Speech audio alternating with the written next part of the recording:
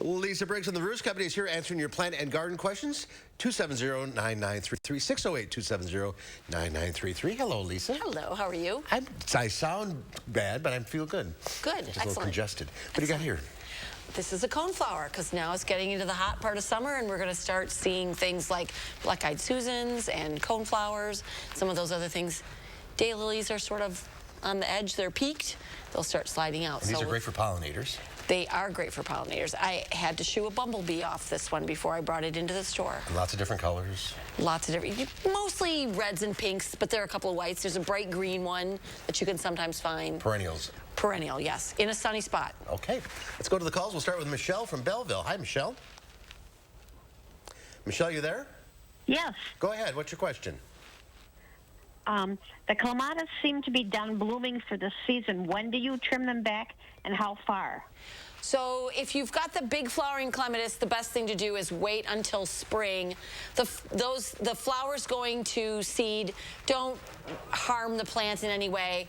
And then in the spring, you'll see what is dead, and you'll prune back to some buds. The other type, like the ones that bloom in the late fall, those are the ones that you cut back to the ground. Okay. All right, let's go to Deb in Cottage Grove. Hi, Deb. Hi. What's your question? I have a lot of wild black raspberries growing along the edge of my woods, and I'm wondering how I trim them back and when I trim them back, because they're just a mess. So black raspberries, the wild ones, are a little bit tricky. The cane comes up the first year, and the second year fruit. So if you want them for fruit for yourself and you want the fruit to improve, the best thing to do is to take out the canes in the fall once they've fruited, and then let the other ones come up, because they'll fruit and flower the next year. Okay, that's good to know. Thank you. You're welcome. Thanks for calling. Let's go to Nick now in Madison. Hi, Nick. Hello. Hi, what's your question? Hey, I have an aloe vera plant that my father-in-law gave me, and when he gave it to us, it was doing amazing, but now it seems to be starting to wilt. Do you have any tips on growing it? So a couple things to do. Make sure it's getting plenty of sun, so on a south or a west window. And the other thing is watch your watering, because aloe vera, like all succulents, like to be pretty dry between waterings. And so as a general rule of thumb, if your pot is, say, 4 inches wide, probably only needs to be watered once a month.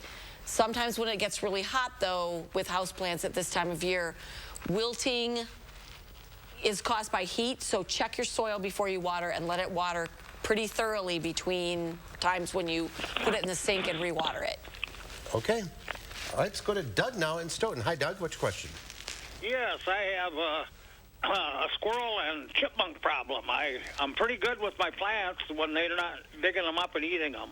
I was wondering what works to keep them away. I've tried quite a few different things, and it never works for very long, a day or two, when it's supposed to work for a month or 2 weeks. Sure. I do have a chipmunk in a pot of coleus right by my front door, and every time I turn around, like, another one has been thrown out. So I would use a scent repellent, and a granular one that you can put on the top of the soil. And given that you're watering your plants in containers on a pretty regular basis, you will have to reapply. That's all you can do. That's all you can do. Yeah. Lost all my lilies. I think sometimes if you put things in early, you can often put a screen over it and let the plants grow up through the screen, you know, like chicken wire or something, and that will keep them out. But now that the plants are mature, it's kind of difficult to do that. Right. And we should tell people you have, these are temporary tattoos. This is Mendy. It's a henna freehand drawing. Isn't it amazing? From my son's wedding. It's amazing. They are beautiful. I don't know how long they're going to last, but they seem to be getting darker and not lighter. Great work. All right. Thank you, Lisa. If you're on the line, stay there, Lisa. We'll talk to you off the air. We'll see you next week. Yes, you will. Here's Julian with one.